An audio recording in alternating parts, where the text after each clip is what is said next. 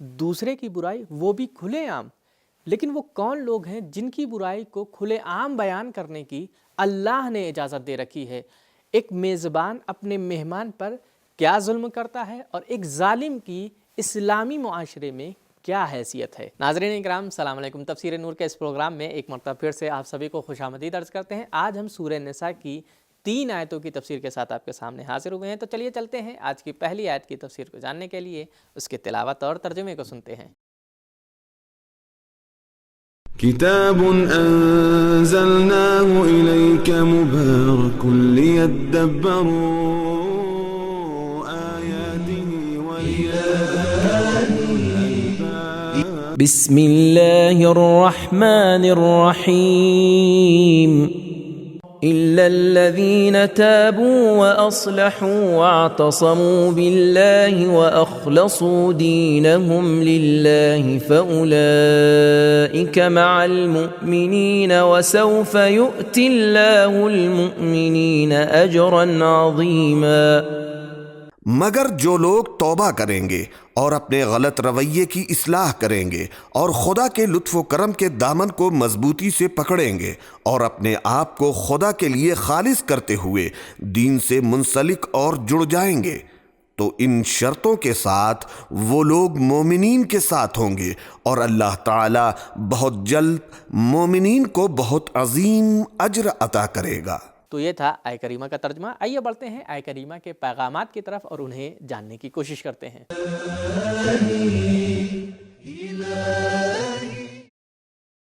1. توبہ کا دروازہ ہر شخص کے لیے، یہاں تک کہ منافقین کے لیے بھی کھلا ہے۔ توبہ انسان کو درک اسفل جہنم کے سب سے نچلے طبقے سے بہشت اعلیٰ تک پہنچا دیتی ہے۔ 2. انسان آزاد ہے اور سوچ سمجھ کر اپنے راستے بدل سکتا ہے۔ 3. لوگوں کو سخت ترین تنبیہ اور ڈانٹ ڈپٹ کے ساتھ امیدوار بھی رکھو۔ 4. توبہ صرف پشیمانی اور اظہار ندامت کا نام ہی نہیں، بلکہ اس کے ساتھ ہر طرح سے اپنی اصلاح بھی ضروری ہے۔ 5. ہر گناہ کی توبہ کا انداز الگ ہے۔ منافق کی توبہ یہ ہے کہ تخریب کاری کو چھوڑ کر اصلاح کو اپنائے، ادھر ادھر سے وابستگی کو چھوڑ کر لطف پروردگار کے دامن سے وابستہ ہو جائے، ناخالص عادتوں کو چھوڑ کر اخلاص پر عمل کرے۔ 6. فکر و عقیدے میں ملے جلے رجحان کی نفی کی گئی ہے۔ 7. توبہ کرنے والے منافقین جب توبہ کر کے اپنے ہم فکر اور ہم مسلک لوگوں سے جدا ہوں تو انہیں تنہائی کا احساس نہیں کرنا چاہیے، کیونکہ ان کے بدلے میں انہیں بہترین دوست مل جائیں گے۔ 8. مومنین کو چاہیے کہ حقیقی توبہ کرنے والوں کا استقبال کریں اور انہیں اپنوں میں ہی شمار کریں۔ تو یہ تھی آیت نمبر 146 کی تفسیر۔ آئیے بڑھتے ہیں آیت نمبر 147 کی تفسیر کو جاننے کے لیے اس کی تلاوت اور ترجمے کو سنتے ہیں۔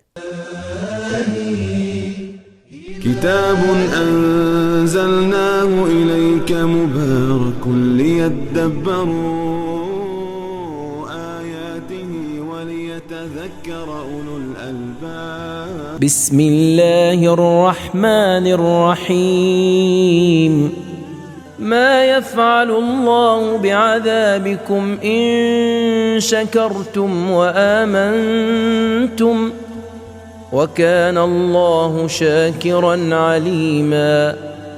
اگر تم شکر گزار بن جاؤ اور ایمان لے آؤ تو خداوند عالم تمہیں عذاب دے کر کیا کرے گا، اور اللہ تعالیٰ تو بڑا قدردان اور صاحب علم ہے۔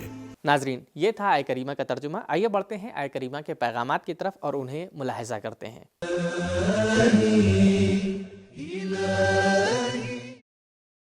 1. خدا کی طرف سے سزائیں عین عدل ہوا کرتی ہیں، انتقام اور طاقت و قوت دکھانے کے لیے نہیں ہوتی، جبکہ عذاب کا سبب خود انسان ہی ہوتے ہیں۔ 2. اس کی نعمتوں کی پہچان اور ان نعمتوں پر شکر خدا کی دعوت کو قبول کرنے اور اس پر ایمان لانے کا ذریعہ ہے۔ 3. خدا پر ایمان شکر کا واضح ترین اظہار ہے۔ 4. شکر کے ذریعے انسان خدا کے قہر و غضب سے نجات پاتا ہے اور خدا کے لطف و کرم کو زیادہ سے زیادہ حاصل کرتا ہے. 5. اگر تم شکر کرو گے تو خداوند عالم بھی تمہارے شکر کی قدردانی کرے گا. 6. اگرچہ خدا بے نیاز ہے لیکن وہ اپنے ادنا بندے کے شکر کی بھی قدردانی کرتا ہے، تو پھر کیوں نہ ہم اس کا شکر بجا لائیں. تو یہ تھی آج کے ایپیسوڈ کی 2 آیتوں کی تفسیر. آئیے بڑھتے ہیں آیت نمبر 148 کی طرف، جو کہ آج کے ایپیسوڈ کی آخری آیت ہے. اس کی تفسیر کو جاننے کے لیے تلاوت اور ترجمے کو سنتے ہیں. لا يحب الله الجهر بالسوء من القول إلا من ظلم وكان الله سميعا عليما. اللہ تعالیٰ بلند آواز کے ساتھ بدگوئی کو پسند نہیں کرتا سوائے اس شخص سے جس پر ظلم کیا گیا ہو، اور اللہ تعالیٰ سننے والا اور جاننے والا ہے. اس آیہ کریمہ کے ذیل میں کچھ اہم نکات بیان کیے گئے ہیں، آئیے انہیں جان لیتے ہیں.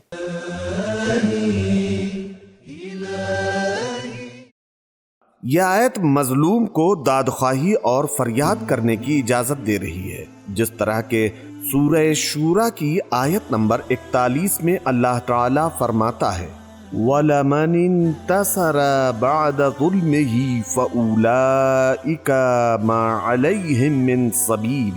جس پر ظلم ہوا ہو اگر وہ اس کے بعد انتقام لے تو ایسے لوگوں پر کوئی الزام نہیں ہے.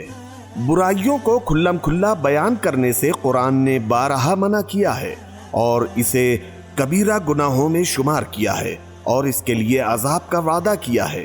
مثلاً سورہ نور کی آیت نمبر 19 میں مومنین کی برائی کا لوگوں میں چرچا کرنے کو گناہ قرار دیا ہے. ارشاد ہوتا ہے ان الذین یحبون ان تشع الفاحشۃ فی الذین آمنوا لهم عذاب علیم فی الدنیا والآخرہ. جو لوگ اس بات کو پسند کرتے ہیں کہ مومنین میں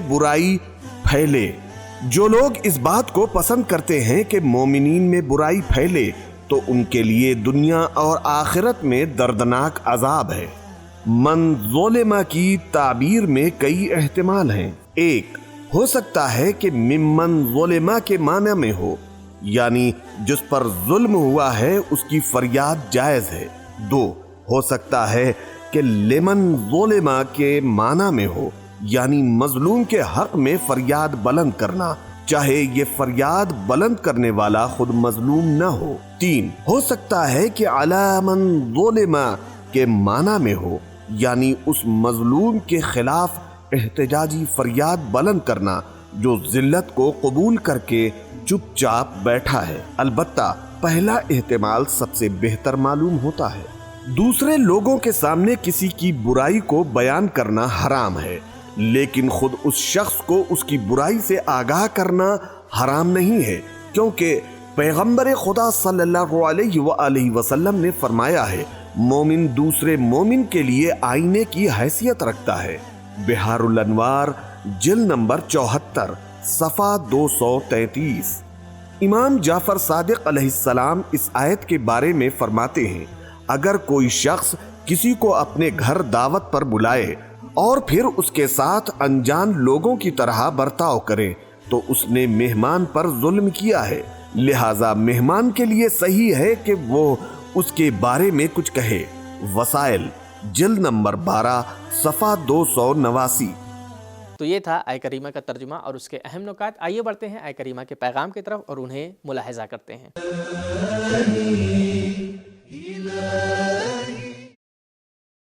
1 قاعدہ کلی و اصلی تو یہ ہے کہ لوگوں کے عیوب کو فاش اور ظاہر کرنا اور دوسرے سے بیان کرنا حرام ہے. 2 لوگوں کے عیوب کو فاش کرنا جس طرح سے بھی ہو حرام ہے، چاہے شعر کے ذریعے یا طنز، اشارہ، کنایہ، حکایت یا شکایت وغیرہ کے ذریعے ہو. 3 حقیقی اسلامی معاشرے کی پہچان یہ ہے کہ اس میں مظلوم مکمل آزادی کے ساتھ ظالم کے خلاف آواز بلند کر سکتا ہو. 4 ظالم کے بارے میں مظلوم کا غیبت کرنا جائز ہے. 5 اسلام مظلوموں کا حامی ہے۔ 6. قانون سے ناجائز فائدہ اٹھانا ممنوع ہے۔ ظالموں کو معلوم ہونا چاہیے کہ غیبت کی حرمت ان کے لیے ظلم کی راہیں کھولنے کا سبب نہیں ہوتی۔ 7. صرف مظلوم ہی کو یہ حق حاصل ہے کہ وہ ظالم کی غیبت کرے، اور وہ بھی اسی بارے میں جو ظلم اس پر ہوا ہے، اس کے دوسرے عیبوں کے بارے میں نہیں۔ تفسیر المیزان۔ 8. اسلامی معاشرے میں ظالم کا کوئی مقام و احترام نہیں ہے، بلکہ اس کی مذمت کرنی چاہیے اور لوگوں کو اس کے متعلق بتانا چاہیے۔ 9. جب ہماری نظر میں اسلامی اقدار ایک دوسرے سے ٹکرا رہی ہوں تو اہم و مہم کا لحاظ رکھا جائے۔ مظلوم کے دفاع کی اہمیت حیا اور خاموشی اختیار کر لینے سے زیادہ ہے۔ 10. عیوب کے فاش اور ظاہر کرنے کے جائز ہونے کی صورت میں حق و حدود سے تجاوز نہ کریں، اس لیے کہ خدا تعالیٰ سن بھی رہا ہے اور جانتا بھی ہے۔ آج کے ایپیسوڈ میں ہمیں یہ معلوم ہوا کہ لوگوں کی برائی کو بیان کرنا حرام ہے، لیکن کچھ چیزوں کو چھوڑ دیا گیا ہے، جیسے مظلوم ظالم کی غیبت کر سکتا ہے اور مظلوم کے لیے اس کے عیب کو بیان کرنا جائز ہے۔ یہیں پر ہمارا وقت ختم ہوا، ملتے ہیں اگلے ایپیسوڈ میں، تب تک کے لیے شکریہ، خدا حافظ۔ سبیل قرآن، قرآنی سماج کی پہچان۔